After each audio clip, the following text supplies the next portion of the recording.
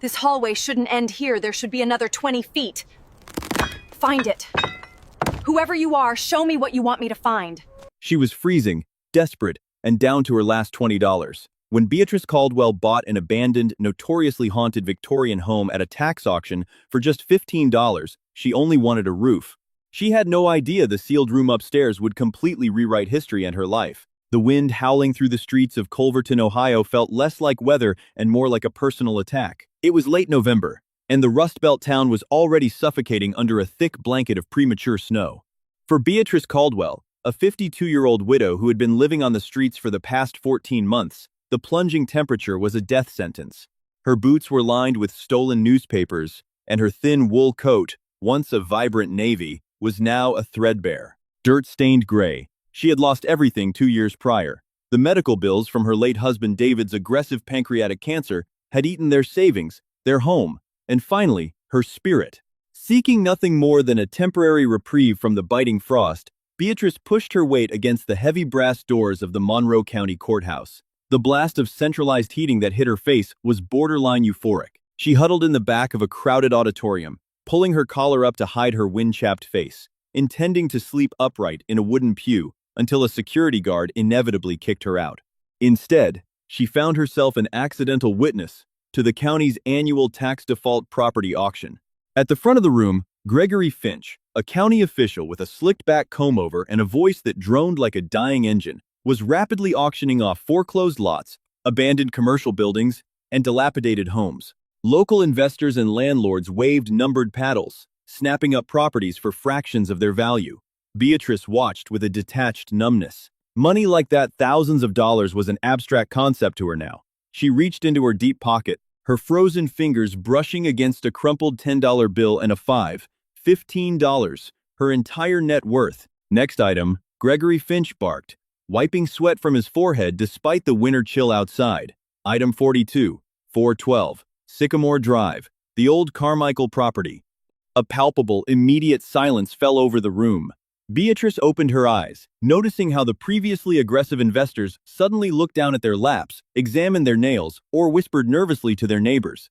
Starting bid for the tax lien is $500, Finch announced, his tone lacking any enthusiasm. Do I have 500? Silence. 300?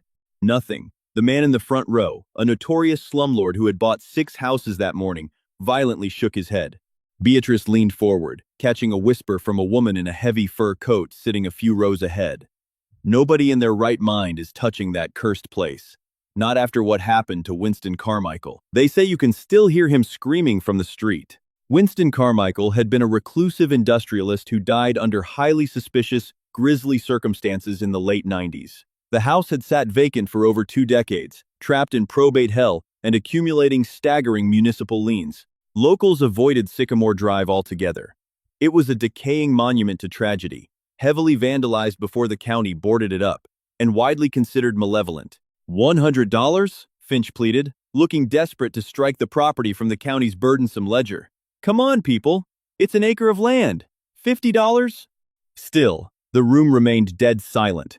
The auction rules in Monroe County dictated that if a property received absolutely 0 bids after 3 cycles, the county would have to absorb the demolition costs, a budget they simply did not have.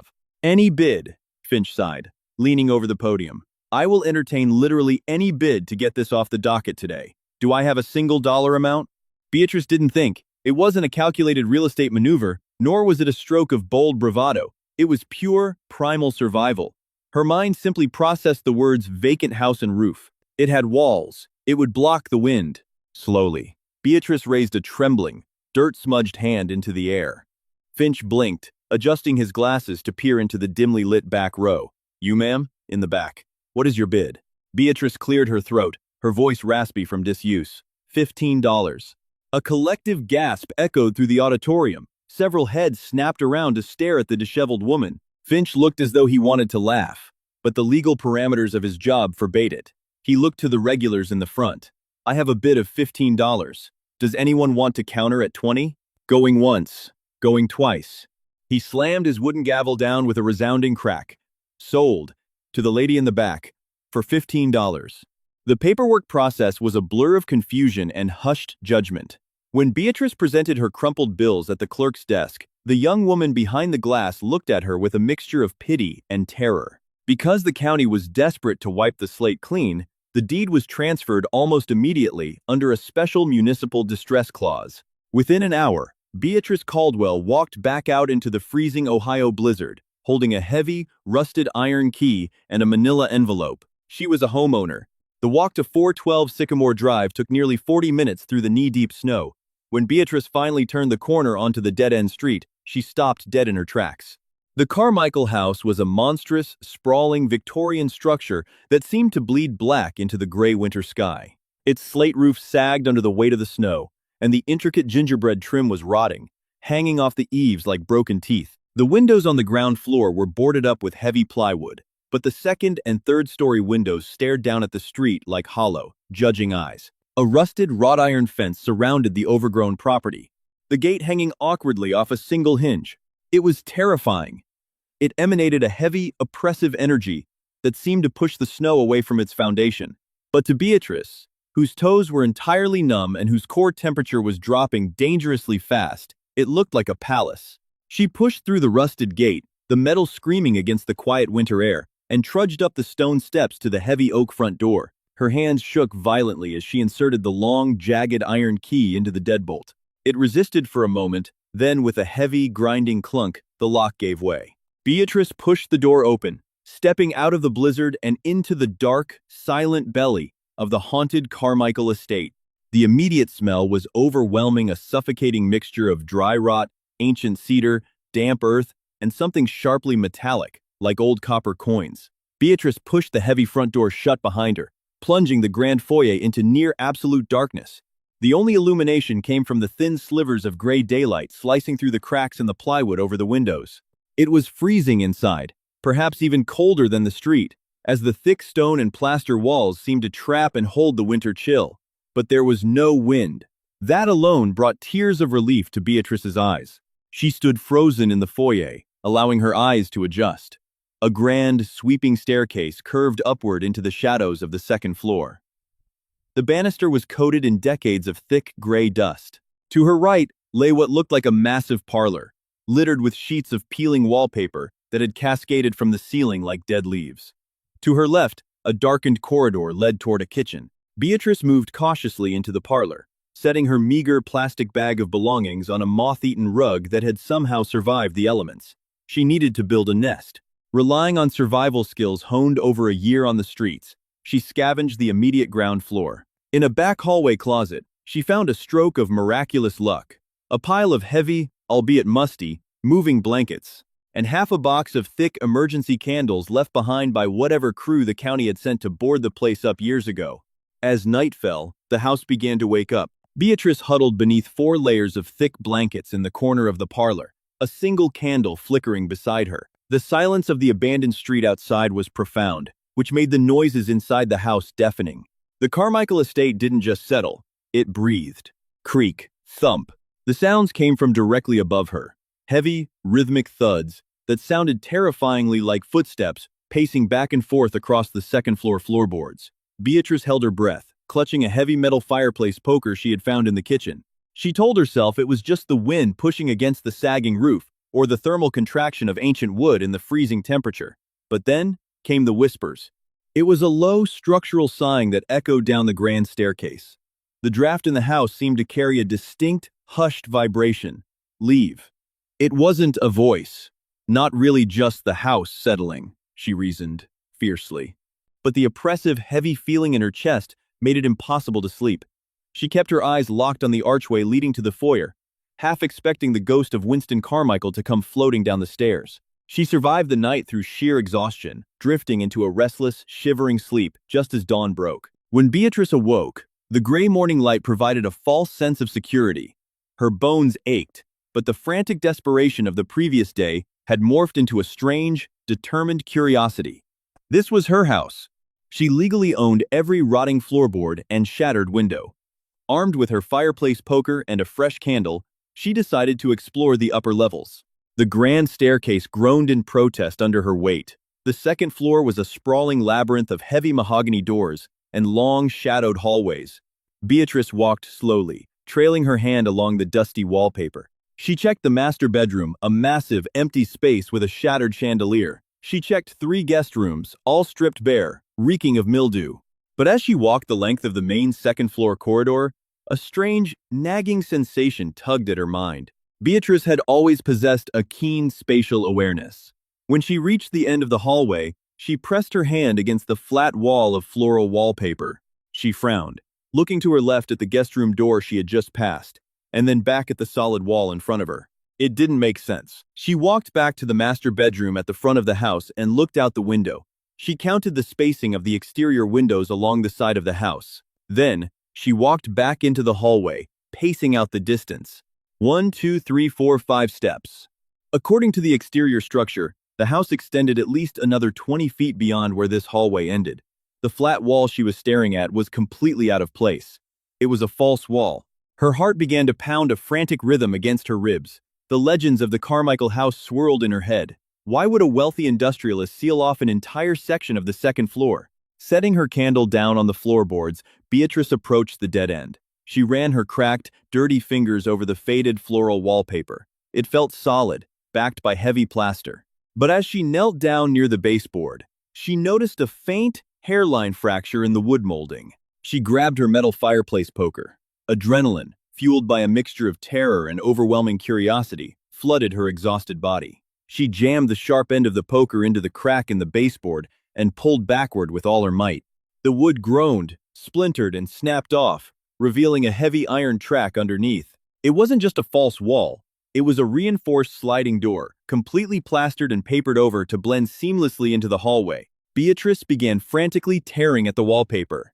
Thick strips of ancient brittle paper fell away in her hands, revealing solid dark oak underneath. She found the seam where the door met the doorframe. Whoever had sealed this room had done so with desperate permanence. Thick iron nails had been driven through the frame, pinning the heavy door shut before the plaster and paper were applied. She spent the next 3 hours fighting the door. She used the poker as a makeshift crowbar, hammering at the rusted iron nails with a loose brick she found in a crumbling chimney upstairs. Her hands bled, staining the wood. Her breath plumed in the freezing air, her muscles screaming in agony. But she couldn't stop. The house seemed to hold its breath around her. The eerie, settling noises of the night completely silenced, as if the entity within was watching her work. Finally, with a sickening crack, the last rusted nail gave way. Beatrice dropped the brick. She wedged her fingers into the narrow gap between the door and the frame. Planting her boots firmly on the floorboards, she threw her entire body weight backward.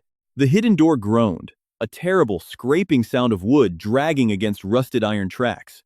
A rush of stale, ice-cold air blasted out from the darkness beyond, carrying a smell so potent, so heavy with secrets, that Beatrice gagged.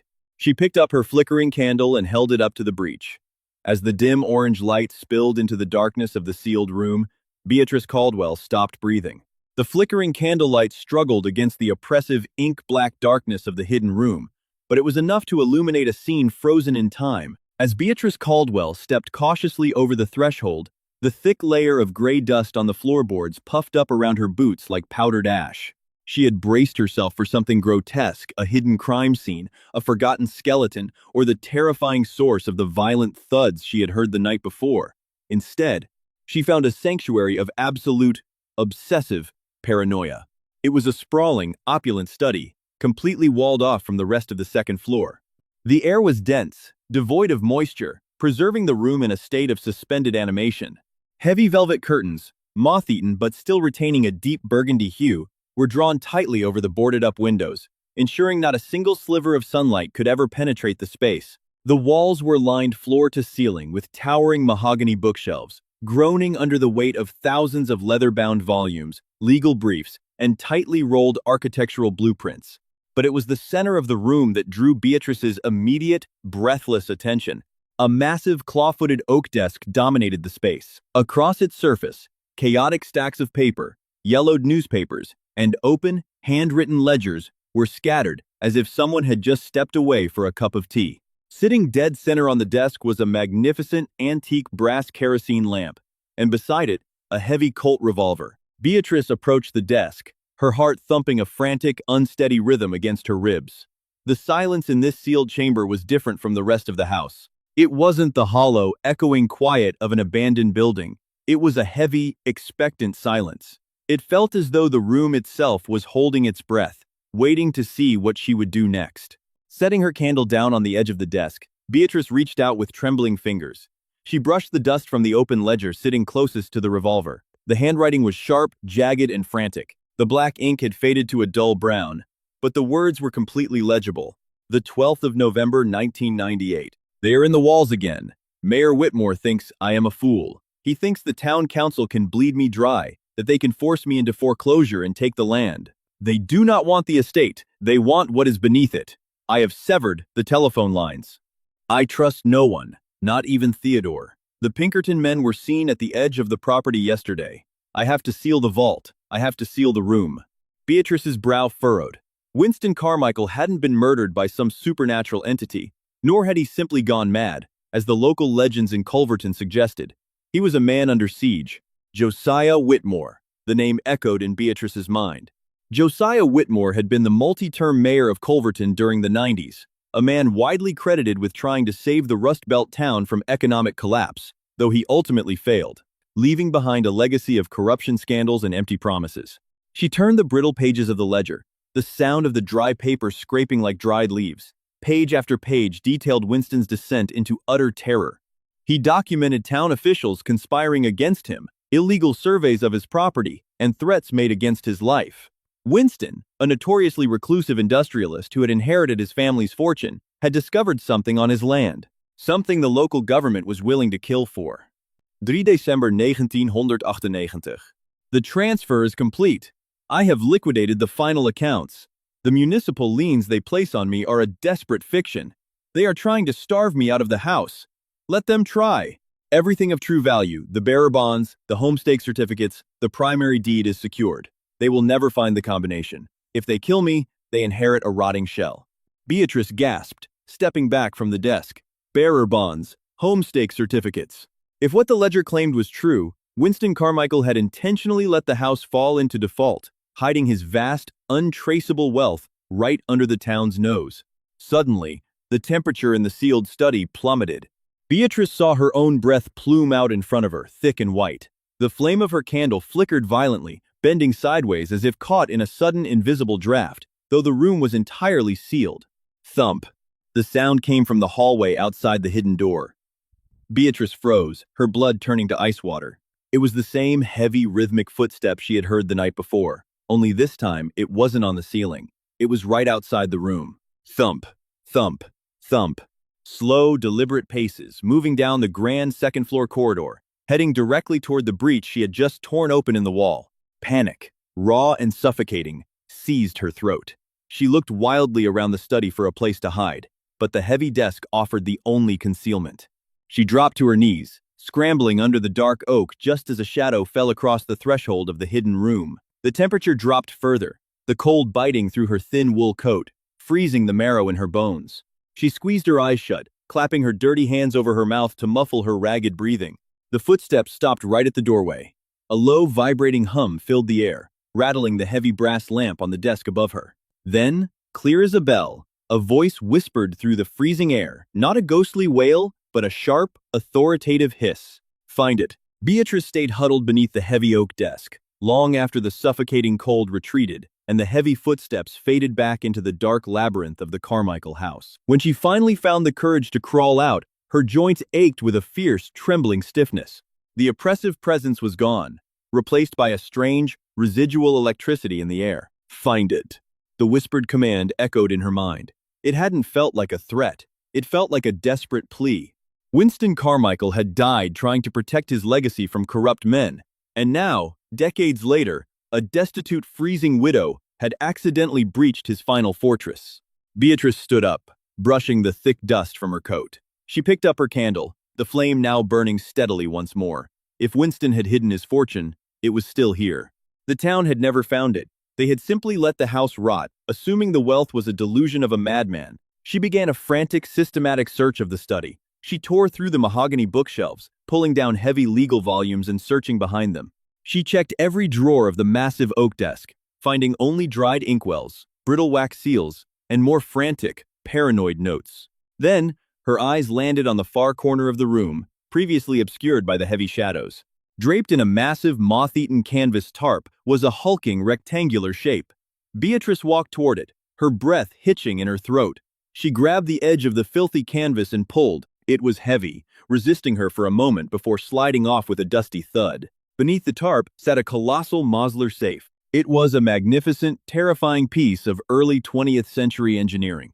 Cast in solid, dark steel, it stood nearly 5 feet tall, adorned with intricate, faded gold leaf pinstriping. At its center was a massive brass combination dial, tarnished brown with age, and a heavy lever-action handle. This was a bank-grade vault, designed to withstand fire, explosives, and the relentless march of time.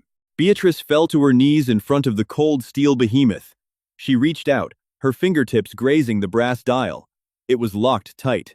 A safe this size, built by the legendary Mosler Safe Company, could not be cracked by brute force. It would take a professional safecracker days, perhaps weeks, with modern drilling equipment to breach the thick steel casing. She needed the combination. Her mind raced back to the open ledger on the desk. They will never find the combination. Winston had hidden it. A man that paranoid wouldn't trust his own memory, especially as his mind began to fray under the stress of the town's siege. He would have written it down but concealed it brilliantly. Beatrice grabbed her candle and rushed back to the desk. She scoured the ledger again, analyzing every frantic scribble, every date, every underlined word. Nothing resembled a standard lock combination. She searched the surrounding bookshelves, pulling down copies of The Count of Monte Cristo and Wealth of Nations, shaking them violently, praying a slip of paper would fall out. Nothing. Frustration and exhaustion began to war within her. She was $15 away from starvation, sitting in a freezing haunted house, staring at a steel box that could change her life. And she was completely locked out. She slumped into the heavy leather chair behind the desk, burying her face in her dirty hands. As she leaned forward, her elbow struck a small, decorative wooden box, sitting near the edge of the desk. It clattered to the floor, bursting open. Beatrice sighed, leaning over to pick it up. It had held a collection of old, dried fountain pen nibs, but as she gathered the small metal pieces, she noticed the bottom of the shattered box. The wood was abnormally thick. Her heart skipped a beat. She picked up the broken base of the box, running her thumb along the edge. There was a distinct seam. Taking her heavy fireplace poker, she carefully wedged the iron tip into the seam and pried the wood apart. A small, folded piece of thick parchment slipped out and fluttered to the floorboards. Beatrice snatched it up, her hands shaking violently. She unfolded the brittle paper. It wasn't a standard combination. It was a riddle, written in Winston's unmistakable, jagged scrawl. The year the steel was forged, the day the liars came, the number of steps to the gallows. Beatrice stared at the parchment, her mind racing. This was it. This was the key to the Mosler Colossus. She turned back to the ledger on the desk, flipping the pages frantically. The day the liars came. She scanned the entries, looking for a specific confrontation. There it was, October 14th. Mayor Whitmore and his lapdogs arrived at my door with the falsified foreclosure papers. 10 to 14. That was the middle sequence. The year the steel was forged. Beatrice ran back to the safe, holding the candle close to the faded gold lettering on the front. At the very bottom, beneath the Mosler crest, was a tiny stamped date, 1912. 19到12, the final clue. The number of steps to the gallows. Beatrice froze. What gallows? Culverton didn't have a history of public hangings. Then, a chilling realization washed over her. The gallows wasn't a literal place. It was a metaphor. She looked out the open doorway of the hidden room, staring down the dark, sweeping grand staircase of the house. The staircase, Winston had felt trapped, waiting for his own execution by the town's elite. Beatrice walked out of the sealed room, her candle flickering in the freezing draft. She stood at the top landing of the grand staircase. Slowly, deliberately, she began to walk down, counting each heavy oak step aloud. 1, 2, 3. The house groaned around her, the wood protesting her weight. 18, 19, 20.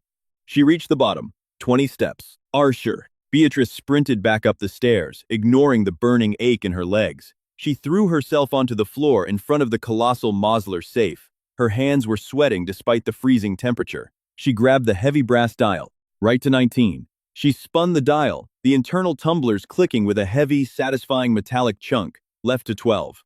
The dial felt heavier, resisting slightly before clicking into place. Right to 10, click. Left to 14, click. Right to 20. Beatrice held her breath, the silence in the room deafening. She gripped the heavy lever-action handle with both hands, planted her boots against the floor, and pulled with every ounce of strength left in her starved, freezing body. For an agonizing, suspended second, the heavy steel handle of the Mosler Colossus stubbornly refused to yield.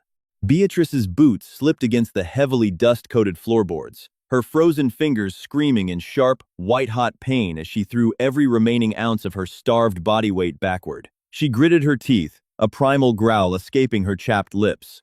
Then, with a deafening, metallic clang that violently echoed through the empty, cavernous chambers of the Carmichael estate, the massive internal locking bolts finally retracted. The colossal steel door swung outward on its perfectly balanced hinges. Despite enduring decades of total neglect, the mechanism was entirely silent.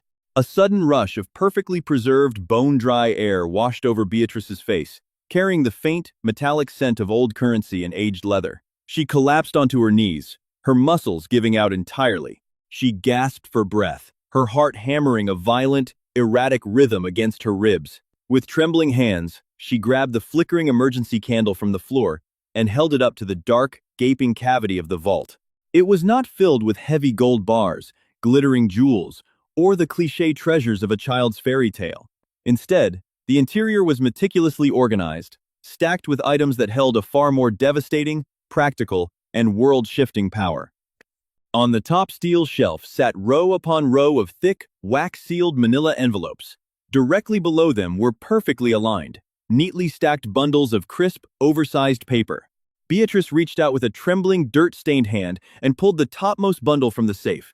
She brought it close to the dim orange candlelight, her eyes widening as she read the intricate engravings. It was a thick stack of United States Treasury bearer bonds, series of 1,934, each single sheet carrying a staggering, unbelievable denomination of $10,000. Beatrice's breath hitched in her throat, a choked sob escaping her lips. She had worked in commercial banking briefly in her late 20s, long before David's aggressive cancer had slowly, systematically destroyed their lives and drained their bank accounts. She knew exactly what she was holding in her frozen hands.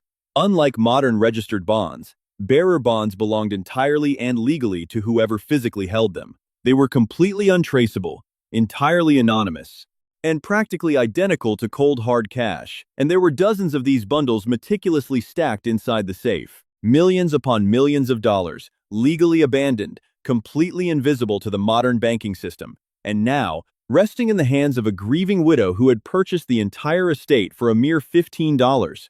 But the sheer, staggering wealth was only half of Winston Carmichael's carefully preserved legacy.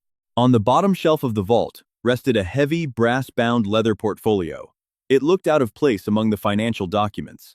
Beatrice pulled it out, the heavy leather groaning, and flipped it open on the dusty floorboards. Inside was a meticulously documented explosive dossier of catastrophic municipal corruption. Winston had not been a paranoid old fool. He had been a highly methodical, brilliant whistleblower.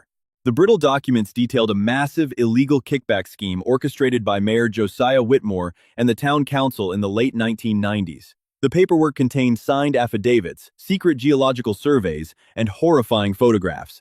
The town's leadership had been secretly dumping millions of gallons of highly toxic industrial runoff from municipal chemical plants directly into the abandoned coal mines beneath the county reservoir. They were deliberately poisoning the regional water table to save their corporate donors millions in federal waste management fees. Winston Carmichael had discovered the ecological disaster because the subterranean water table ran directly beneath his sprawling estate.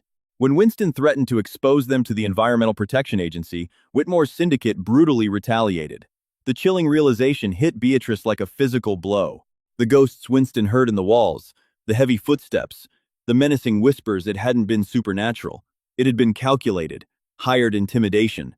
Whitmore had paid local thugs to terrorize the aging industrialist, severing his phone lines, trespassing in his home at night, and trying to drive him to a fatal heart attack or a forced suicide so the county could seize the land and bury the devastating evidence forever. Winston had outsmarted every single one of them. He locked the wealth they desperately craved, and the evidence that would destroy them inside an impenetrable steel fortress, sealing himself in to guard it until his heart finally gave out. Suddenly, the residual, Freezing tension in the room simply vanished. The heavy, oppressive atmosphere that had choked the Carmichael house for 20 long years evaporated like morning mist burning off under a summer sun. The house took a long, deep exhale. The flickering candle on the floorboards stabilized completely, burning with a warm, steady, comforting glow. Beatrice looked toward the dark hallway. There were no phantom footsteps,